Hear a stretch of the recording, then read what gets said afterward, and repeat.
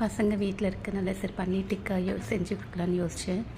இதுக்கு வந்து 2 spoon chilli chicken masala, 1 spoon cumin powder, 3 spoon curd, அப்புறம் ginger garlic paste, green chilli இது எல்லாத்தையும் சால்ட் ஆட் பண்ணி மிக்ஸ் பண்ணிக்கணும். இதுக்கு நான் 400 கிராம் பன்னீர் ஆட் பண்ணுறேன். இதை நல்லா மேரினேட் பண்ணி 1 hour ஃப்ரிட்ஜில் வச்சு அதுக்கப்புறம் நம்ம வந்து க்ரில் பண்ணி எடுக்க வேண்டியதான்.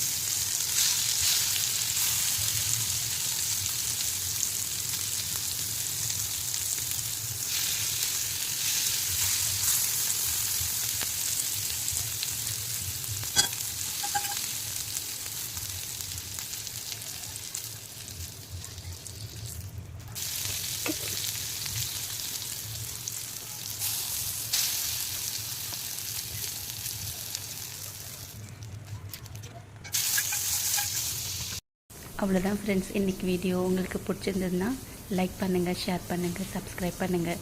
கண்டிப்பாக உங்கள் ஃபீட்பேக்கை கமெண்ட்டில் சொல்லுங்கள். உங்களை இன்ட்ரெஸ்டிங் vlogல மீட் பண்ணுறேன். பாய், see you, take care.